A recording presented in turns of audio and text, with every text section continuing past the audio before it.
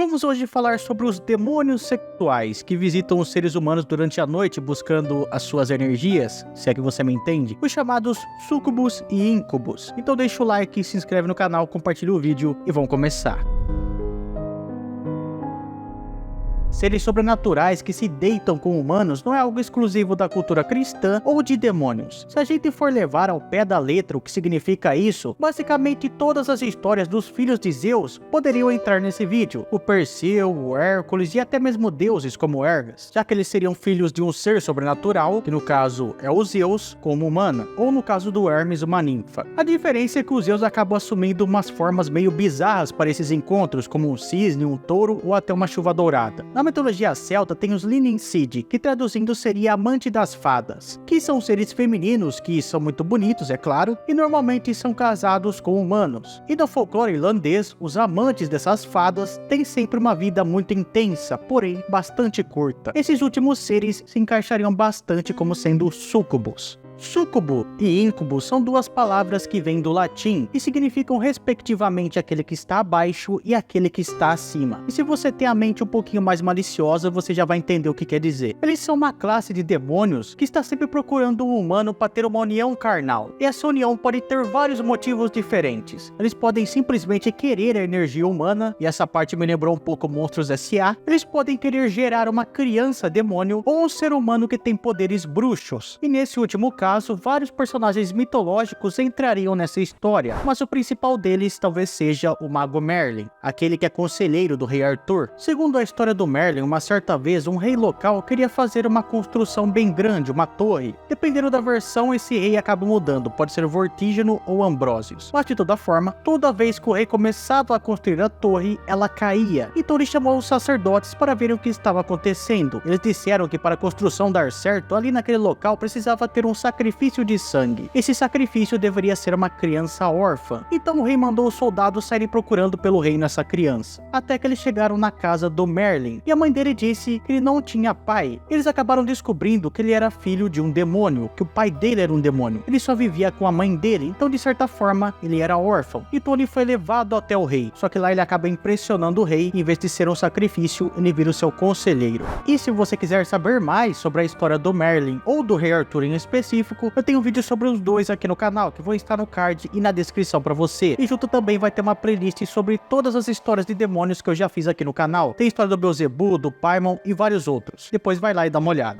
Diferente do que a gente pode vir a pensar, súcubos e íncubos não são necessariamente demônios diferentes. Apesar de um, no caso da súcubo, ter forma feminina e o outro, no caso do íncubo, ter forma masculina, podem ser na verdade o mesmo demônio, porque ele se transforma naquilo que o seu alvo prefere mais, não tem uma forma fixa. Curiosamente ou estranhamente, alguns estudiosos e também sacerdotes dizem que o mesmo demônio em forma de súcubo pode visitar um homem durante a noite e, utilizando essa energia que ele teria pegado da pessoa, ele se transforma em um íncubo e usa ela contra uma mulher. Isso para mostrar quanto depravado e quanto esquisito pode ser um demônio. E apesar de alguns dizerem que uma das possíveis intenções desse ataque ser a geração de uma criança demônio, tem também aqueles que dizem que surgir um fruto dessa união é impossível. Então o único motivo do ataque seria levar a pessoa à condenação eterna, ou seja, fazer com que a pessoa acabe indo para o inferno. Até porque um ato sexual com um demônio seria um pecado de um tamanho inimaginável.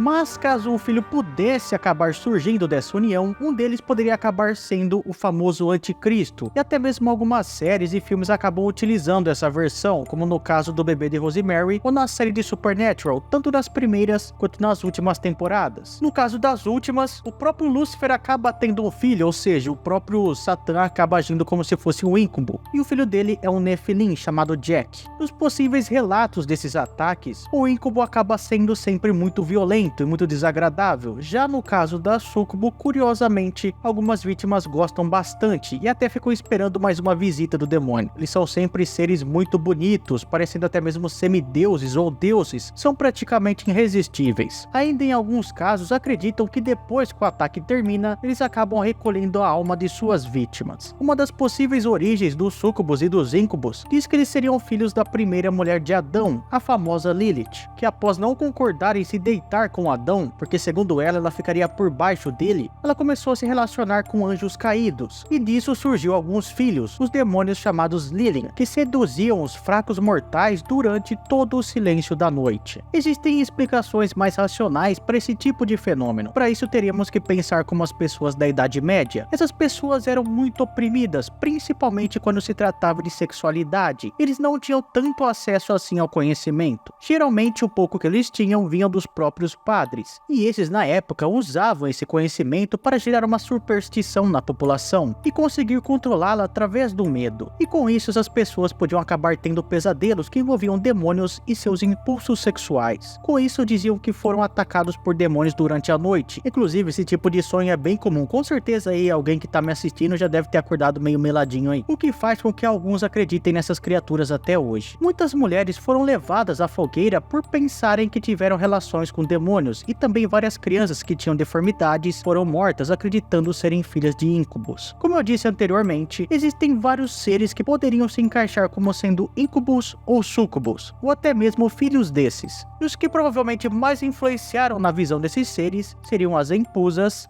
e os sátiros.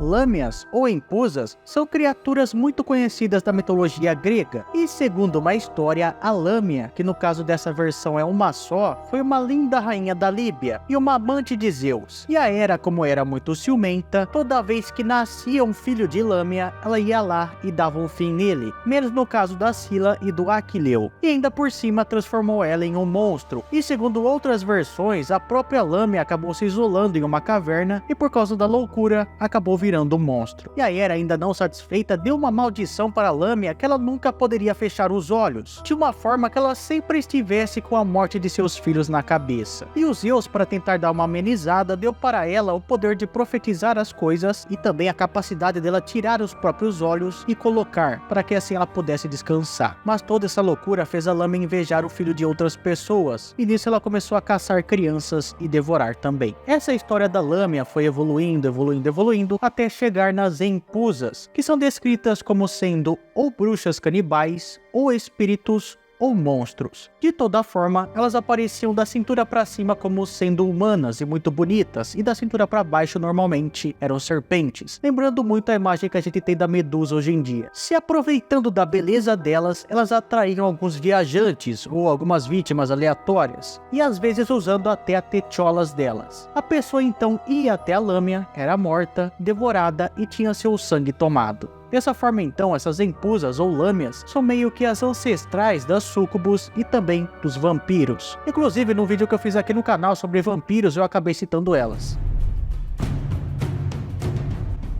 No caso dos sátiros, eles eram espíritos rústicos da fertilidade da natureza e do campo. Eles eram muito ligados às ninfas e também eram companheiros de vários deuses, como Hermes, Dionísio, Pan, Reia, Hefesto e da própria Gaia. Só por eles serem deuses menores da fertilidade, já dá para entender a ligação que eles podem ter com os íncubos. Mas vamos um pouquinho mais além. Sátiros eram os principais companheiros do Dioniso, o deus dos prazeres e da loucura. Eles sempre apareciam com o meninão desperto, lá em cima, no 100, se é que vocês me entendem. E nos sátiros a gente tem um grupo mais específico, que são os chamados panis, ou o nome mais famoso deles, faunos, que são aqueles com características de bodes, os mais conhecidos. Inclusive foram eles que influenciaram na imagem que a gente tem hoje em dia do diabo, né, ou de um demônio, que é quando ele aparece com patas e chifres de bode. E é nesse grupo que a gente tem o deus Pan, que teve vários amores durante as suas histórias. Na maioria das vezes ele era rejeitado, como no caso da Sirike, que foi uma mulher que o Pan viu, ficou apaixonado e começou a perseguir ela. E no momento que ela já não aguentava mais, ela rezou, ou melhor, chamou pela deusa Artemis e pediu socorro. E bem no momento que o Pan pulou sobre ela, ela acabou sendo transformada em uma planta. E nem mesmo assim ela conseguiu escapar do deus sátiro, porque ele pegou essa planta e transformou em uma flauta, e carrega com ele até hoje em dia. Outro caso é a ninfa Eco, que o Pan também se apaixonou e também foi rejeitado, só que dessa vez ele ficou com muita raiva, então pediu para os seus seguidores que perseguissem a mulher e acabassem com ela. E assim eles fizeram, e espalharam os pedaços dessa ninfa pelo mundo. A Gaia recebeu esses pedaços e também guardou a voz da ninfa, porque ela achou muito bonita, então fez com que essa voz sempre repetisse o som sons do mundo, e é daí que vem a palavra é. Como vocês podem ver pelas características dos sátiros e pelas histórias do Pan, eles têm muitas ligações com fertilidade, sexualidade e tudo mais, então podem muito bem ser vistos como antecessores, né, o que deram origem aos íncubos. Basicamente, todos os personagens mitológicos que surgiram de origem sobrenatural com o humano eram frutos de íncubos e súcubos na visão da igreja medieval, com exceção, é claro, de Jesus Cristo. Mas o que mais se encaixa nisso é o primeiro de todos eles, que no caso é o Gilgamesh, que é o primeiro semideus da história, que é o protagonista da história que leva o seu nome, a Epopeia de Gilgamesh, que vem da mitologia suméria. Ele foi um rei da cidade de Uruk e tinha uma força incrível, tanto que quando ele trocou os socos com Enkidu, ele tremeu uma cidade inteira. Ele tinha um apetite sexual muito forte e sempre atacava mulheres, por isso inclusive os deuses tentaram acabar com ele. Ele era descrito como sendo 1/3 homem e 2/3 deus, sendo filho da deusa Ninsu e de Lugalbanda. Outra lenda muito parecida com a de íncubos e súcubos é o do Boto Cor-de-Rosa, que é bem famosa no Brasil inclusive, e diz que todas as noites que são iluminadas pela lua, um boto se transforma em um belo homem e sai andando pelas comunidades ribeirinhas. Ele conquista uma mulher, se deita com ela e vai embora. A mulher então acaba ficando grávida e nunca mais vê o homem novamente. O Islã, Karim, é uma espécie de alter ego demoníaco que acompanha cada pessoa através da vida. Essas entidades fazem parte da tradição pré-islâmica e são até mencionadas no Alcorão, apesar que a parte mais sexual, né, do negócio não é descrito ali. A tradição, no entanto, diz que homens recebem uma Karina, que é o espírito feminino, e as mulheres um Karim, que é o masculino, que surge durante ou depois do nascimento da pessoa. Parte do papel desse companheiro espiritual é nas relações, que ocorrem sempre em sonhos. Essas uniões podem resultar em filhos, presumidamente demoníacos. Eles podem ter inveja e ciúmes do esposo ou esposa do ser humano, e o Karim normalmente tem ciúmes dos filhos da parceira, e podem até tentar matá-los. E uma Karina muito poderosa pode impedir que o homem se case. Nos apócrifos cristãos existem os chamados Nefilins, que seriam seres demoníacos que surgem da união de anjos caídos com humanas, sendo nesses apócrifos esses filhos dos anjos que fazem com que Deus tenha que causar o dilúvio. Os Nefilins eram extremamente fortes, mediam mais de 3 metros de altura. Já outras pessoas dizem que na verdade eram os filhos dos Nefilins que tinham mais de 3 metros de altura, né, porque meio que eles teriam sangue puro, e às vezes chegavam até a medir mais que isso. De toda forma, esses Nefilins possuíam uma enorme capacidade psíquica e até mesmo poderes místicos. Eles realizavam experiências fora do corpo, levitação, controle de mente, leitura de mente e até visão além do alcance, digamos assim. Eles tinham poder de pronunciar e remover maldições, e tinham forma de reconhecer e predizer o futuro. O pai desses seres eram chamados observadores, anjos que foram encarregados de proteger e ver o que acontecia no mundo, mas eles acabaram se apaixonando pelas filhas do homem e desceram na Terra. Quando os Nefilins conseguiram se fixar na sociedade humana, meio que